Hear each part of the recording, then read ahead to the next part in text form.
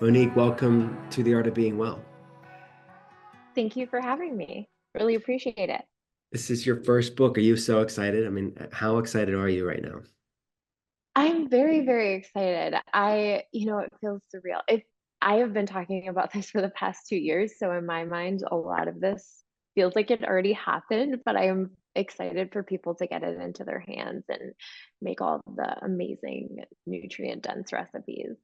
I love it. We love talking about nutrient density around here. So you're speaking our love language. I think it's the sixth love language. I'm pretty sure they should redo that book and have nutrient density be the sixth. But all right, let's go back. Just the brand Ambitious Kitchen. Like, where did that come from? I want to know the genesis. Let's start there. So, Ambitious Kitchen came because I was a college student. I was going through a lot at the time. My dad had passed away a few years prior. Um, he battled with addiction, died of an overdose. At the same time, I was sort of going through this, grief process, and I didn't really understand it. Um, and kind of developed an eating disorder out of it. And so Ambitious Kitchen came of this place of really just trying to reconnect to my parents through food, to find joy in the kitchen again, to, just my love for food. I think I lost my passion for it. And just that comfort from, being in the kitchen. So I started Ambitious Kitchen because I was really just experimenting with food and recipes again. Um, and connecting to my parents and those stories and those recipes that I made with them growing up. So it was kind of like this place to be vulnerable and find an audience and just share what I was going through. So I was 20 or 21 at the time. And yeah, that's where it all started. I was in college back in the day. Amazing. At what point did you feel like you hit a critical mass with followers on social media? Like where this is beyond just a personal passion project. This was impacting people's lives around the world.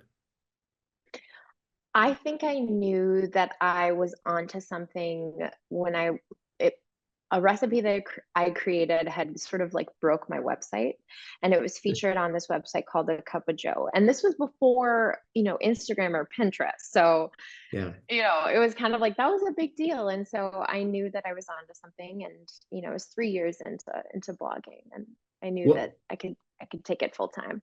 what was the recipe that broke the internet, at least your website is concerned? It was a chocolate chip cookie recipe, of course. It was a brown butter chocolate chip cookie recipe before people were making things with brown butter. It was very Oh. exciting.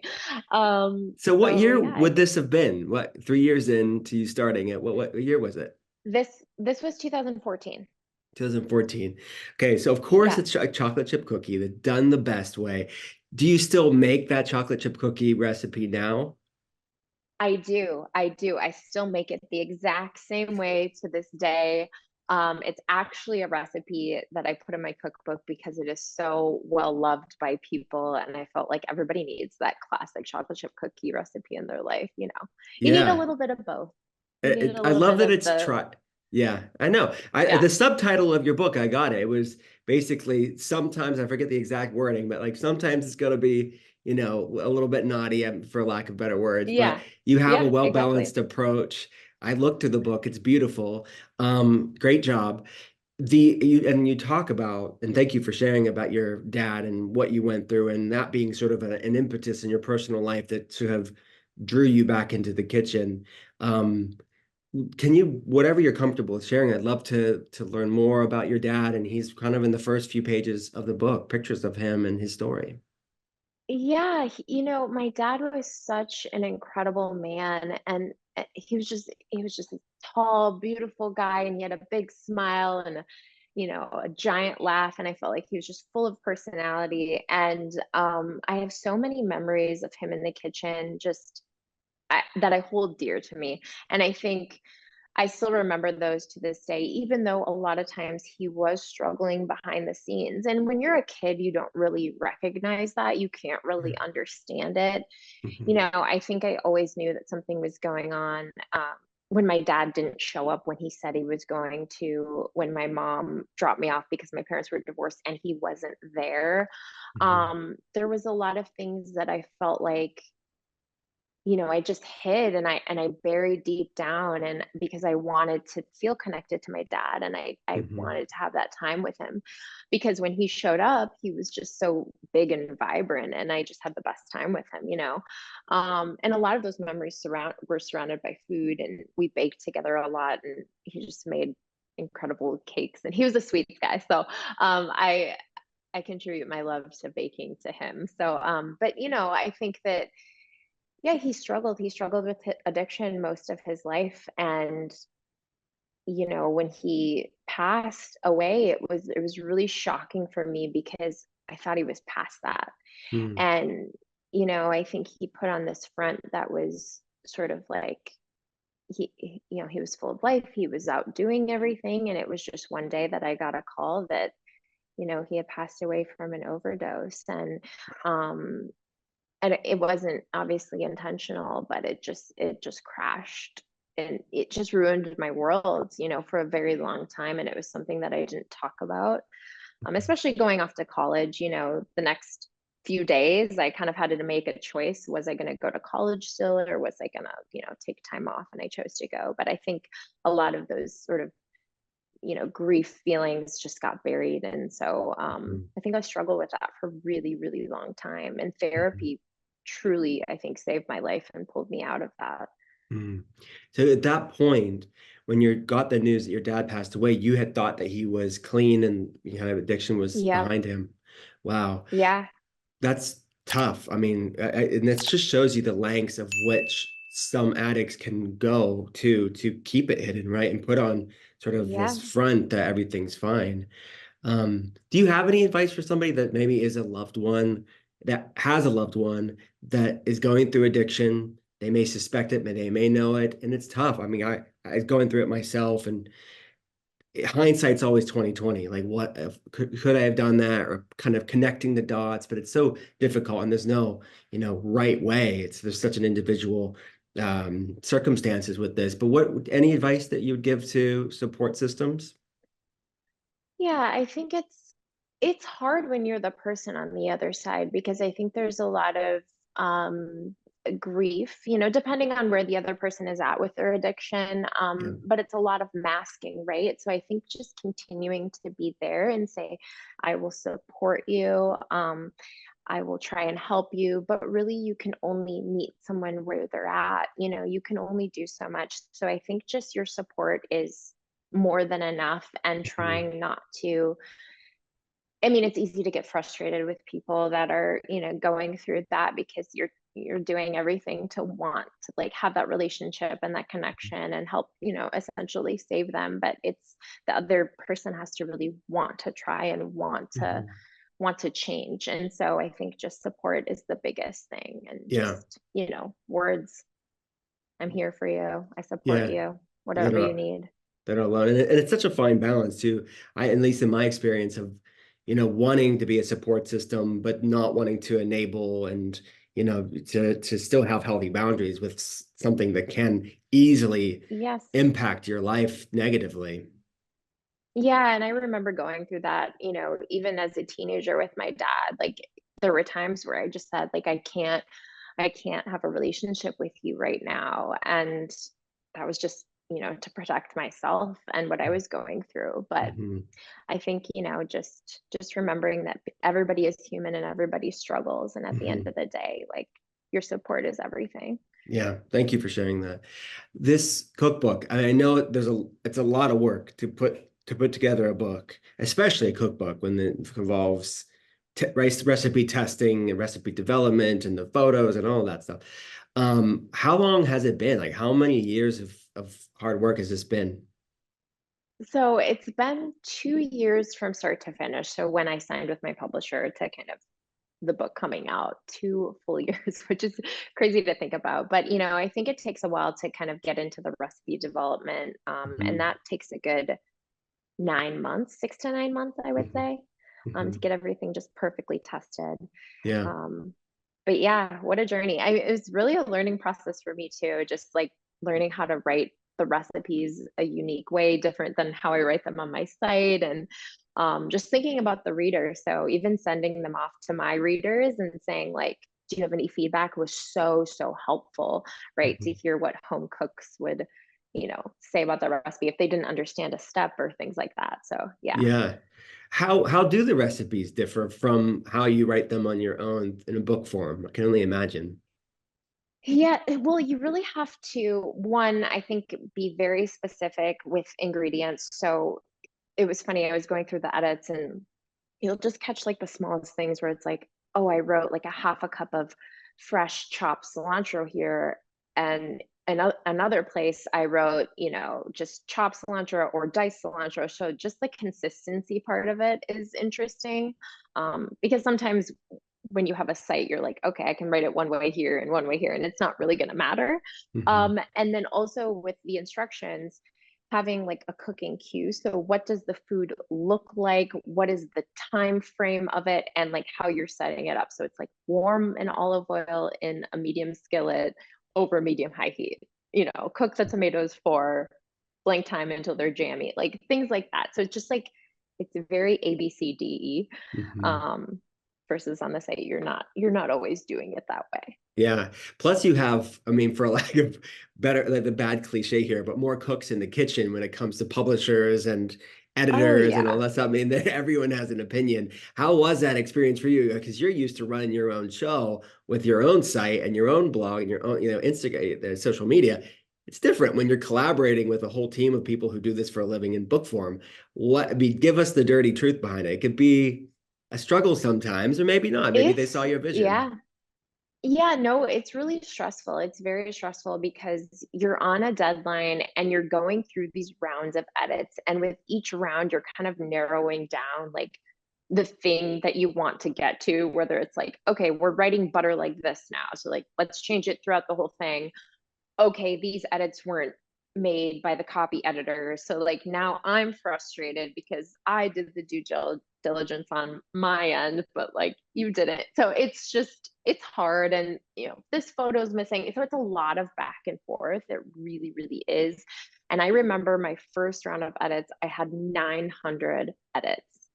900 changes. And then the second round was like 450. And then we just kept going and going and going. And typically you only get 3 rounds, but we were on such a tight deadline. Like the book, they were like, okay, we're going to print this week. Um, and then the one thing that happened that was actually really funny was my book sort of has this metallic sheen on the cover. I wasn't able to see it in person. I was just seeing photos of the designer sending it to me via email, and she sent it to me, and I'm like, oh my gosh, that is Barbie core pink, like at first. And they were like, we're going to print. And I was like, no, we cannot. I have to see this in person. And it's actually printed in China. So it was like, we can't get it to you by this time. So we actually had to push the date out an entire week just because of the cover and the color. It's just like the smallest thing. I love that. So I don't love that for you that you had to go through that, but still. So how did they fix it? I mean, they pushed it back a week. Did they did you get the color that you wanted? yeah, we printed like 5 different color options and it was printed and sent to me super fast. And then I just had to make a decision. But yeah, like they only printed this certain color there and I couldn't get it in the States. So it was just like a very last minute thing.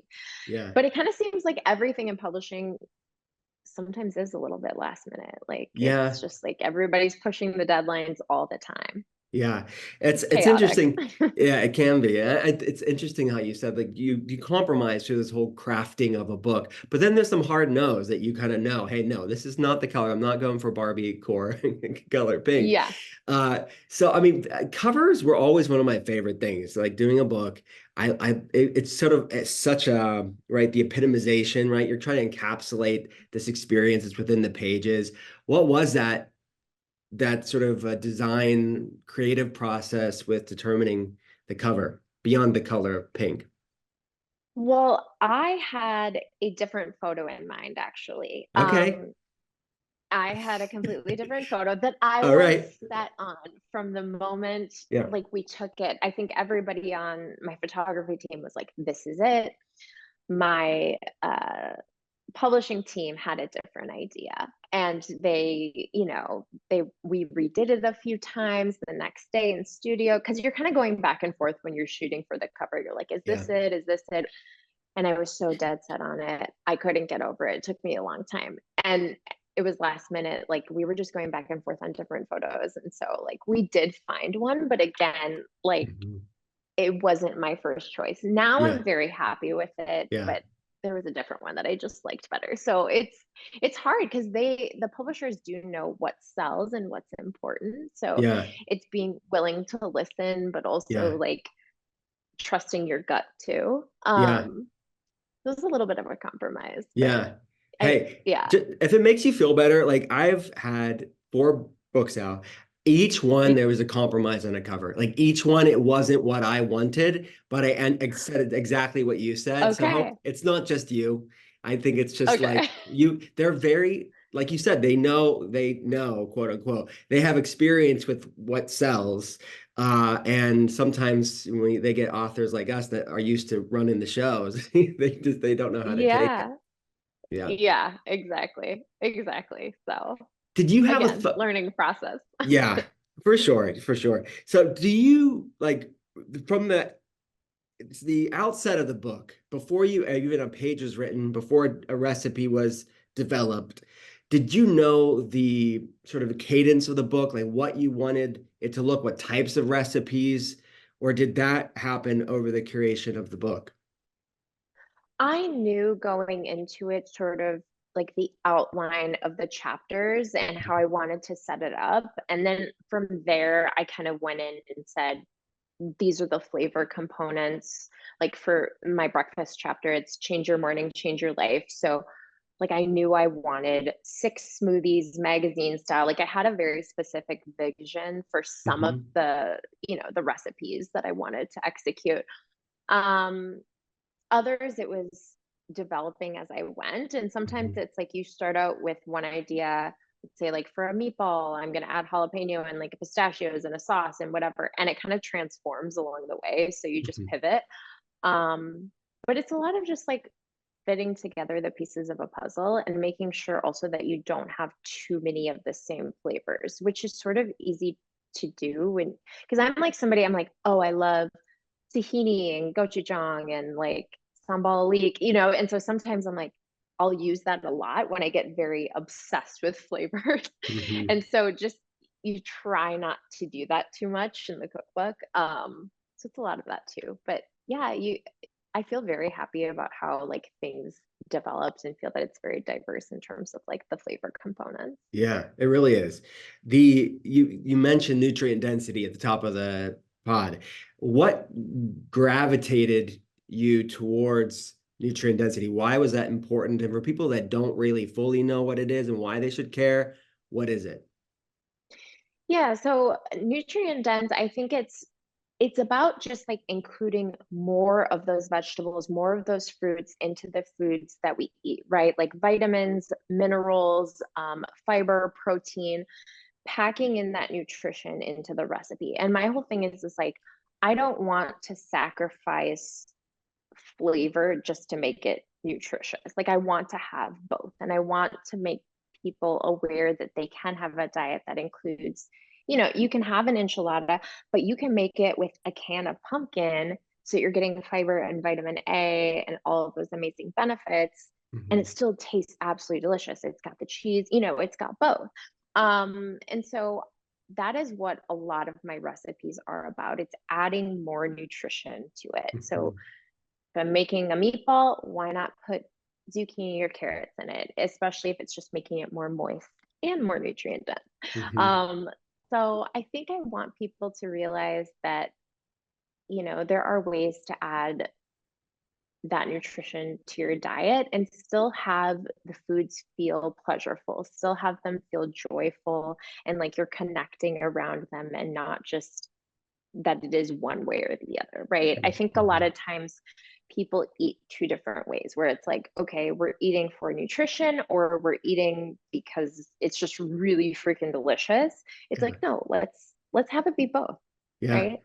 I love So, that. It should be a both and, not either or. So I'm always trying to yeah. tell telehealth patients is like you think eating healthy or eating a way that loves you back is like eating like a rabbit and it's super boring and punitive. It's not. I mean, and your book is testament to that. Like what people love swaps, you know. I mean, they like this versus that, or like, do you have Hmm. any good nutrient dense swaps that you like, like maybe staples in the home or recipe ideas? Yes, absolutely. I think, well, so in my cookbook, I actually have a little section under each recipe that's called Make It Nutrient Dense. It's not under each recipe, but a lot of them. And it's really a way to amp up the nutrition of the recipe. So if it's a baked orzo, it's like, okay, if you want to make it more nutrient dense, stir in 3 cups of spinach or, add mushrooms or this and that. So a lot of times I am truly just adding more vegetables to a recipe without sacrificing the flavor of it. But I like to do that with like a lot of things like sauces. Like we were talking about those pumpkin enchiladas. It's like, okay, I make it with um a can of pumpkin. Or if I'm making a muffin, I will add shredded zucchini or shredded carrot to it.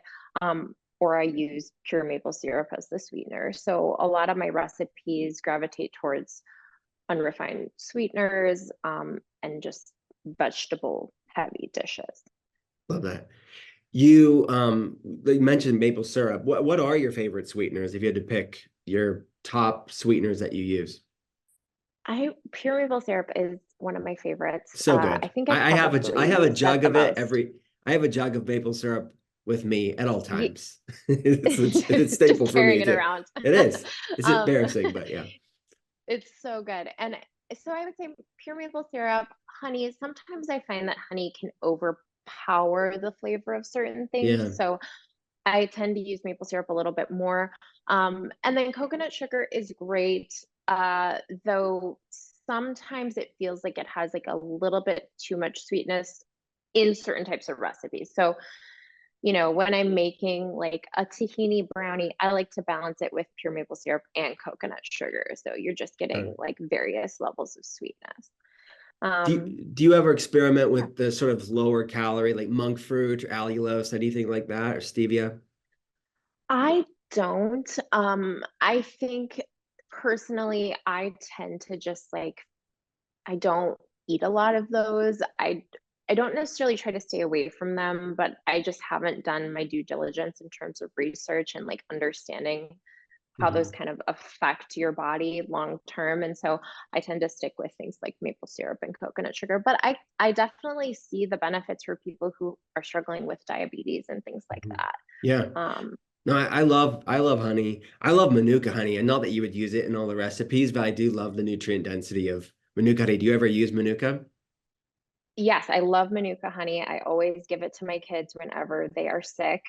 Yeah. That's only what we use, or raw local honey, just because Yeah. of, the pollination and all that. So Yeah. What were you, as far as the nutrient density or being conscious about the ingredients you're using with your recipes and being nutrient dense forward, were you going or was someone in your family going through health issues that made you, because that's an in for many people, is like learning how ingredients impact people's health, or was it just a passion for you?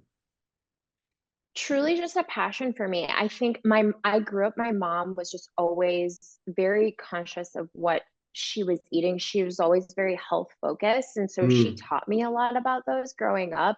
And then I think during college, it just sort of became something I was very interested in. And I think, during that time, it was all about like 100 calorie packs and like controlling your calories versus understanding like what foods actually benefit you, um, and why.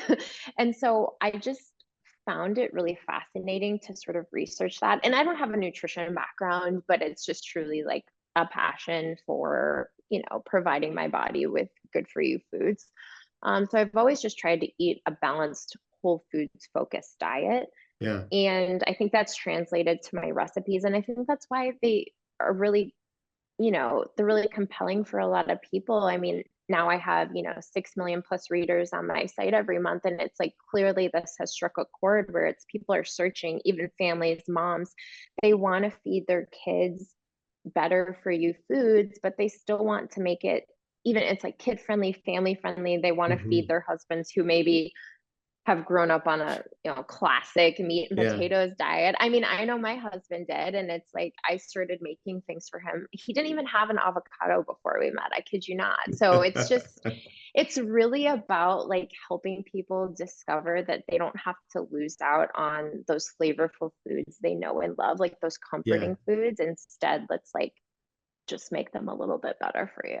I love it. I think that's what it is. I think you did strike a chord with making something that can seem inaccessible, accessible and familiar, and teaching them Mm-hmm. how to do it in a simple way, for sure. Yeah. Yeah. Take people through like what is a day in the life of eating from the Ambitious Kitchen, from using the recipes in the book. What I'm over, we're hanging out. What are we eating during the day? Oh, yeah. If I'm making you recipes from the cookbook, I think we would start out with one of my smoothies. Gosh, I have a really delicious strawberries and cream smoothies. It's made with cashews. It's got strawberries, coconut milk, and you can add hemp hearts or chia seeds. So that would be something that I would start with. And then we'd probably serve that with my protein waffles. They're made with oat flour, yogurt, very freezer friendly, but you can also make them into pancakes. And there's blueberries and a hint of almond extract. It's just the best. They literally taste like cake, but they're so good for you. So we'd have that. And then for lunch, we'd probably have a little soup and salad situation, maybe my roasty toasty tomato soup with, oh gosh, my salads. I have a superfood broccoli salad, which is delicious, scooped up with some pita chips. It's just got all the goodies in there: dates, carrots, crunchy broccoli, the works. And it's got a really yummy, just like lemony dressing and feta.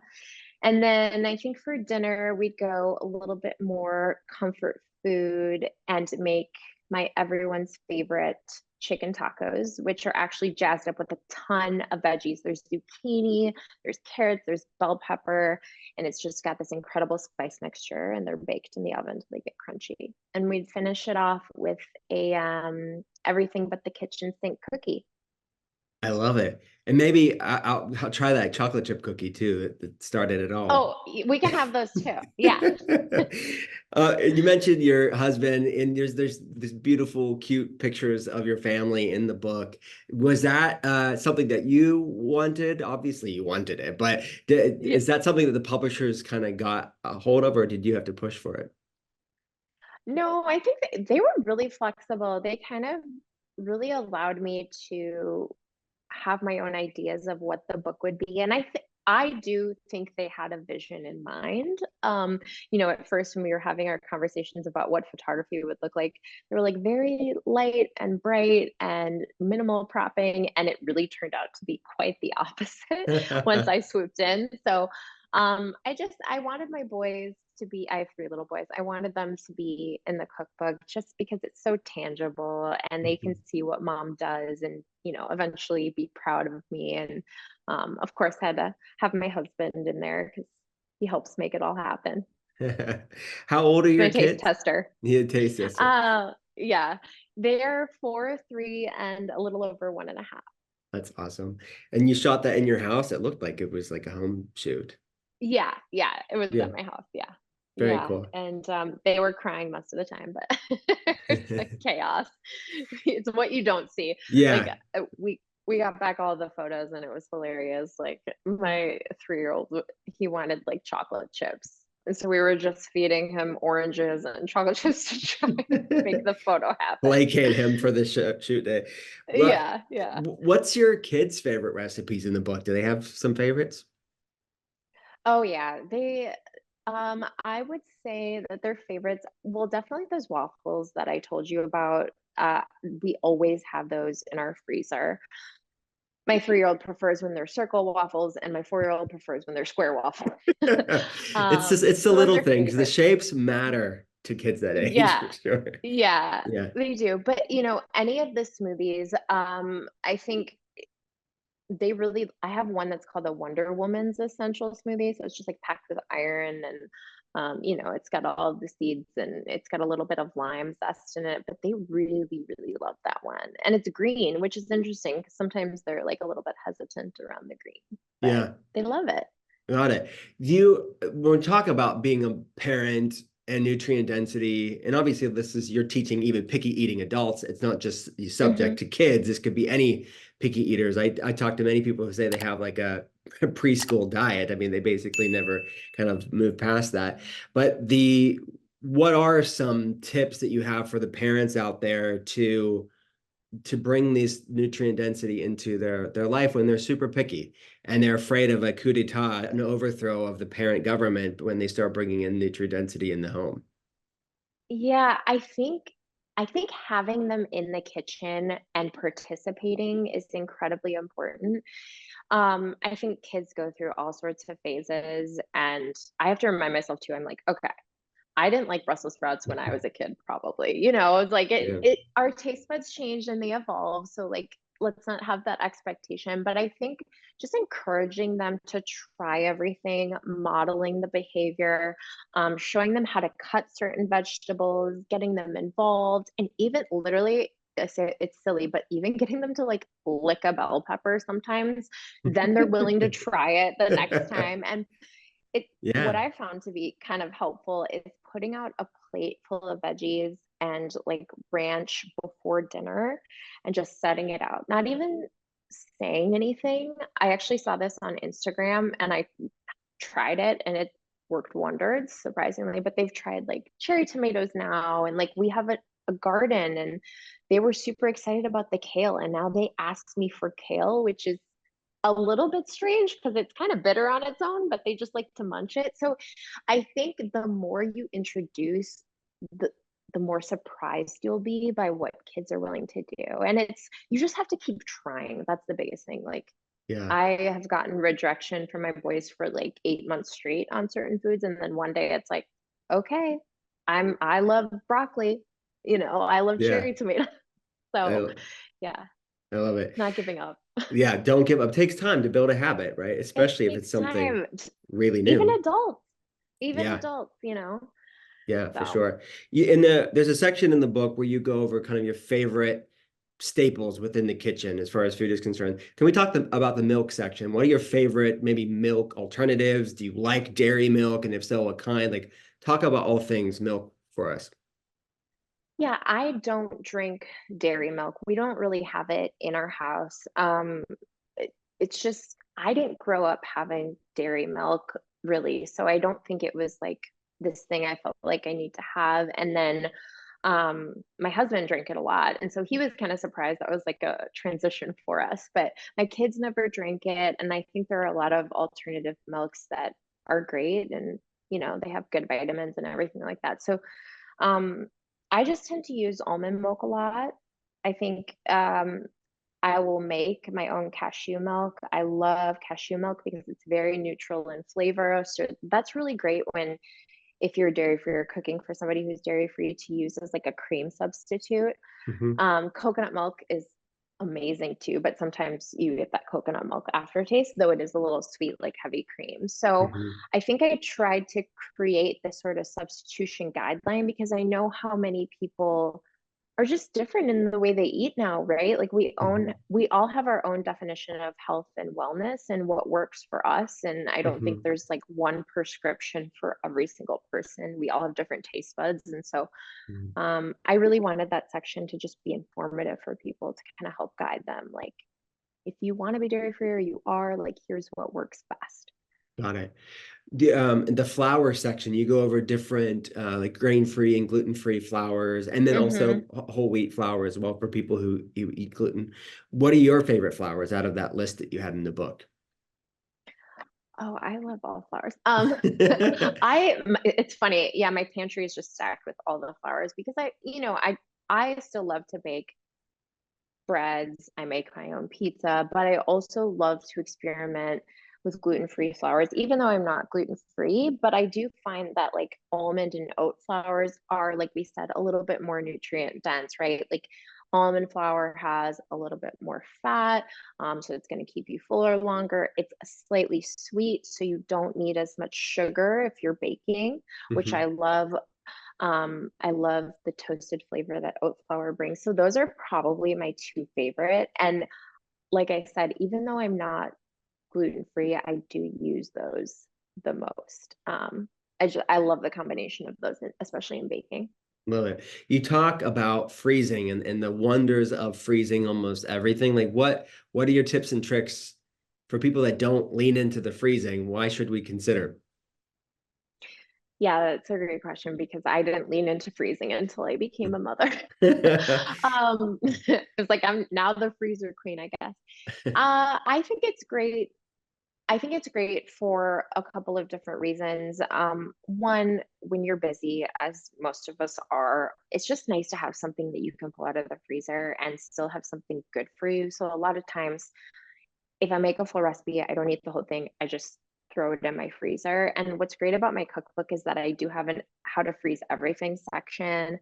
And most of the recipes in my cookbook are freezer friendly. So everything from the desserts to, the soups. And I think I just want people to realize that, you don't have to waste food. It's still nutritious. Save it for later if you're not going to eat it, because we all get into a pinch where we're like, it's 8 p.m. We've had a long day, and like, what are we gonna do now? Like, Mhm. I don't want to order food. I don't want to waste money. It'd be great if I could just pull something out of my freezer. So I've really leaned into that, especially with having kids. And I think like when I was going through postpartum, it was so wonderful to be able to have like a comforting warm meal. Mhm. I just because you don't have time. So Mhm. Yeah, and like you said, it maintains the nutrient density. It makes it more yeah. convenient. It limits food waste. And what's your take on buying frozen fruits and vegetables versus raw? Do you like that, or do you recommend anything there?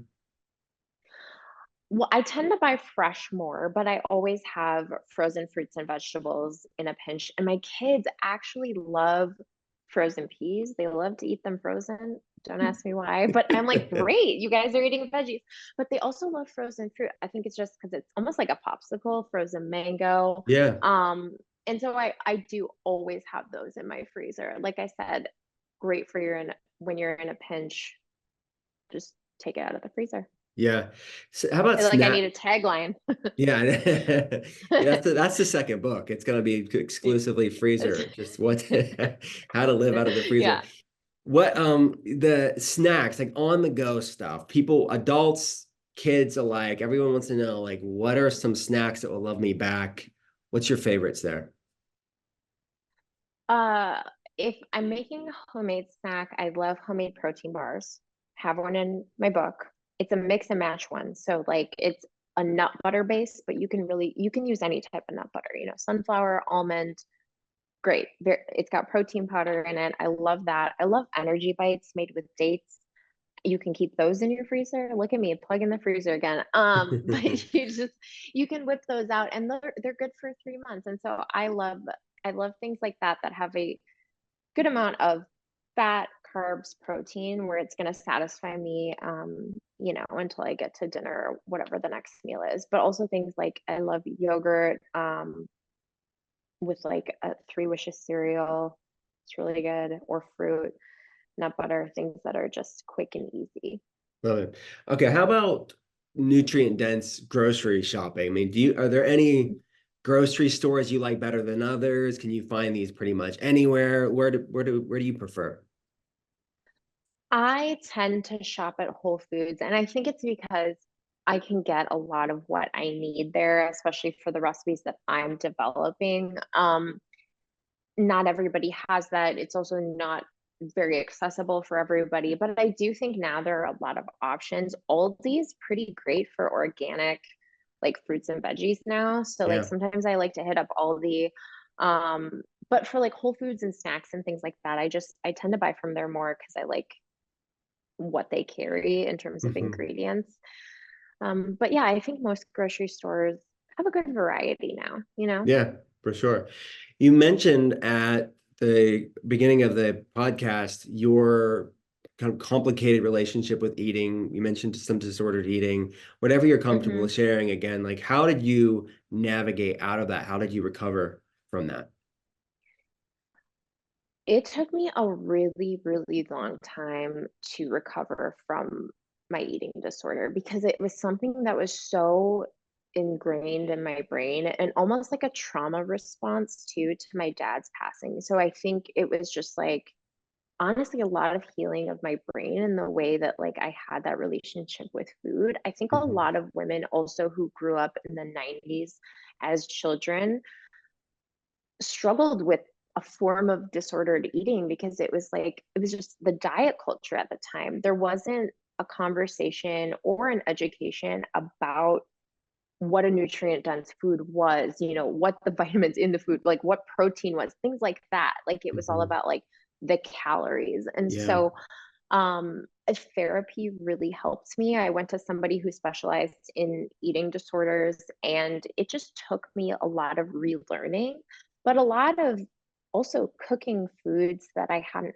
had in so long, and just Mhm. like allowing myself to understand that I think there was no good or bad. Like the labels were incredibly damaging to my mental health. So once I realized that like I could have the food whenever I wanted and things weren't off limits, I think that's when I Mhm. felt like there was a weight lifted off my shoulders. But it was honestly like probably 8 years of just feeling like I was at a really good place again. Mhm. Thanks for sharing that. And that is a complex topic, right? It's something we talked about in the show before. I talk about it with telehealth patients, is that there are some foods that don't won't love you back, right? But it shouldn't be a Yeah. moral indictment either, and shaming somebody is antithetical, or shaming yourself is antithetical to sustainable wellness. So, I mean, how do you personally navigate that? Not just in your own recovery, your own journey, but also talking to millions and millions of people every month, of having a conversation about nutrient density, and then by that's very definition saying, well, there's some foods that aren't nutrient dense, and Yeah. this sort of conflation of these conversations online between, if anybody talks about nutrition and nutrient densities, it's very easily labeled by today's culture as toxic diet culture. How do you distinct Mhm. that? Do you have those conversations with people on social media? I'm curious to get your thoughts there. Yes, I get a lot of feedback. I think, well, I should take a step back. I think, like we talked about, everybody has their own personal definition. So oftentimes I feel like when I'm sharing about things that I eat, it can be picked apart. I mean, like even I ate a Go Macro bar and talked about Go Macro bar, and somebody said, it had a lot of sugar. And it's like, well, yes, it does. It has like 11 grams, but also it's better than an alternative choice, right? So I think Mhm. we can talk about like how some choices are better than others. But I don't think there's necessarily a perfect way of eating for people. And I think understanding that like everybody does need a sense of balance, and Mhm. having that sense of balance for your mental health is to me so important in thinking about like the way I live my life. And so I like to remind people that it's like, okay, yes, have a salad for lunch, fill yourself up with protein, but don't deny yourself those moments where you feel like you're really living. Like if you're on vacation and you want the ice cream, don't restrict yourself from having that, because it's going to bring you a memory that may Mhm. last your entire lifetime, So I think it's just like Mhm. weighing the choices and understanding what works best for your body. And I think sometimes that takes years of learning. Like I said, like Yeah. it really does take time to understand what works best for you. I mean, there's Mhm. certainly like a baseline of, okay, we know we need protein, we know we need healthy Mhm. fats, and these are the good foods and what you should incorporate more of. But I think my message is let's add more nutrition to your diet. Let's figure out how to include Yeah. more. And that in itself is so beneficial. Yeah. That's the first and foremost thing.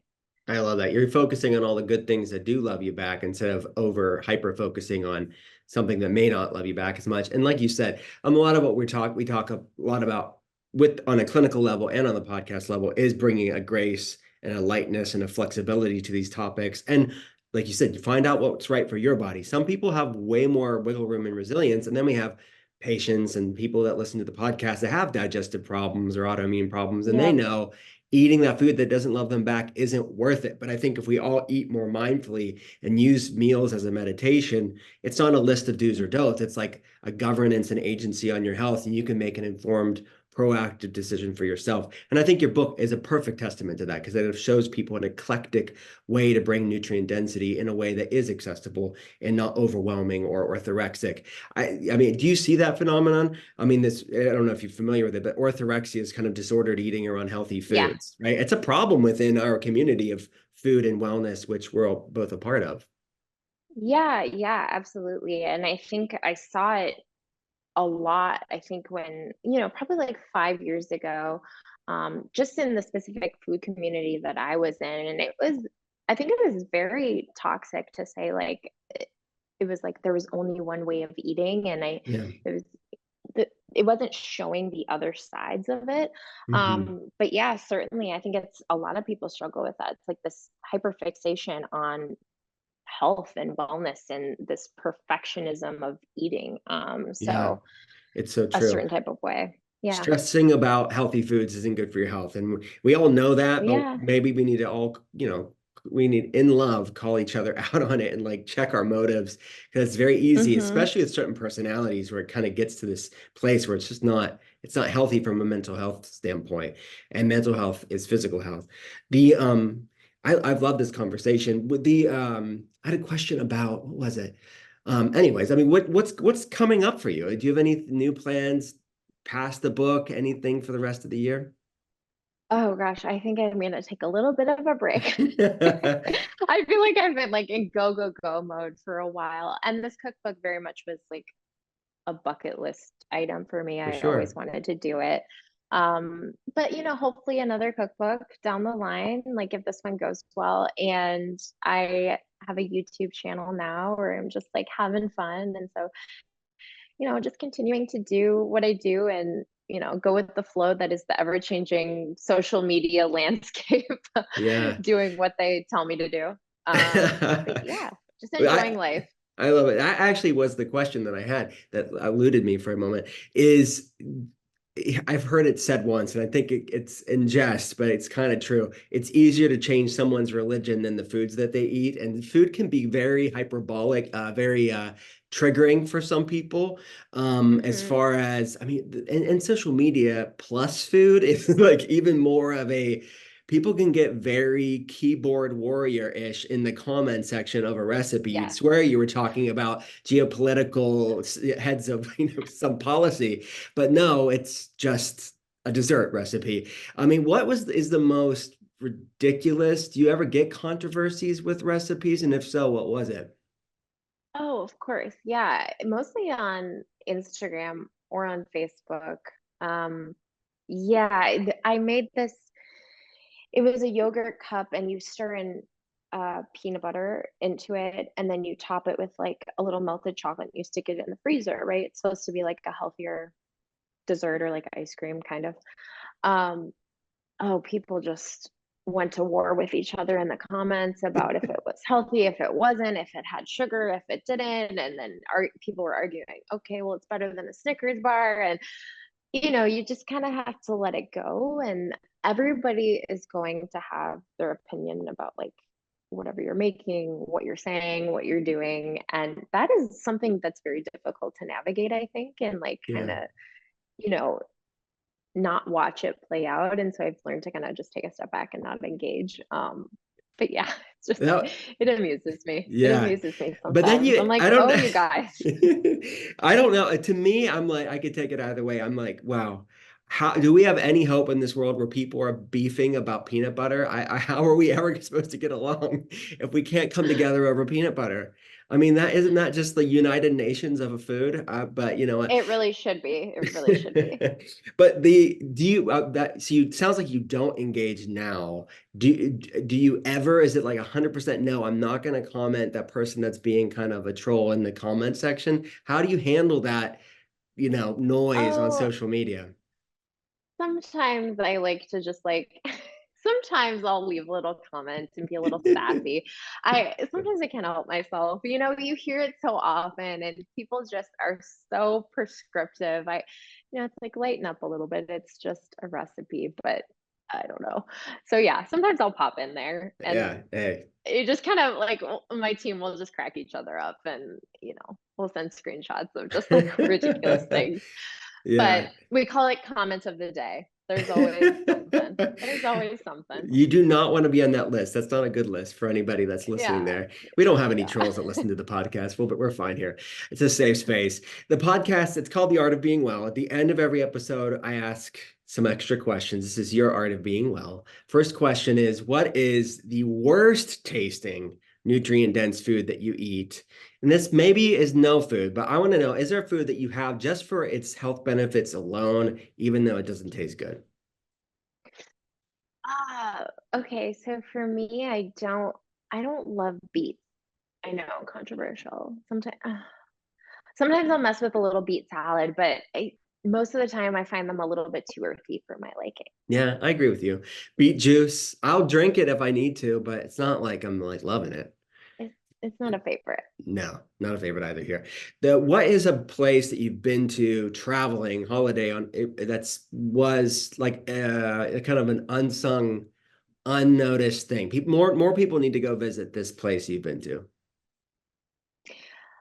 Oh, well, I love Australia. I love, love, love Australia. So, I think Byron Bay is probably one of my favorite places I've ever been to. Byron Bay, Australia.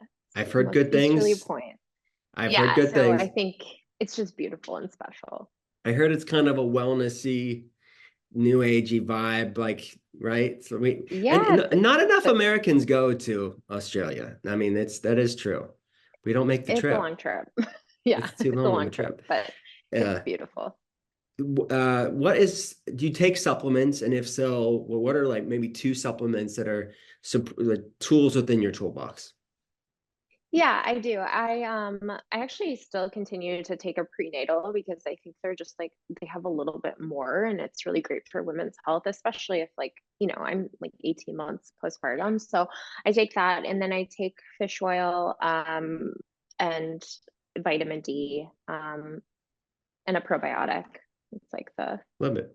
so Do just a you well-rounded. do you have a favorite prenatal? Like, what's your prenatal choice? I take Binto, so it's like a personalized supplement, but it was developed by a nurse who just specialized in women's health, and I really like the company and the sourcing. So I've been taking that since 2019. Amazing.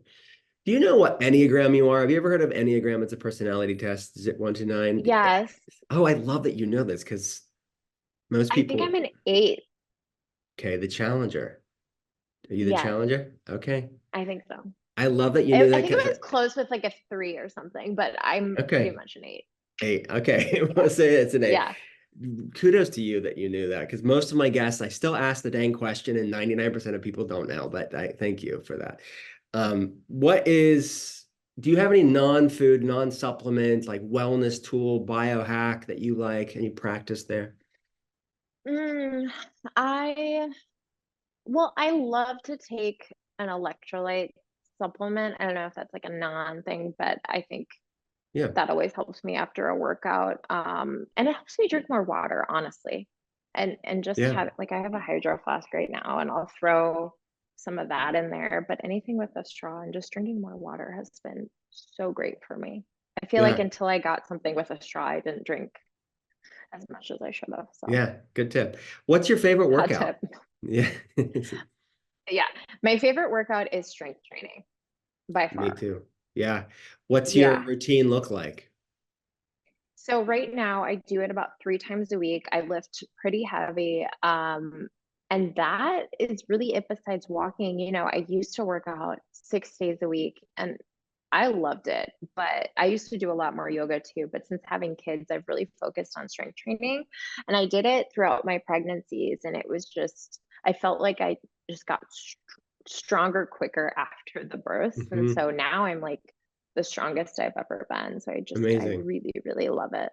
So is it kind of push, pull sort of routine? Do you do the same every week or?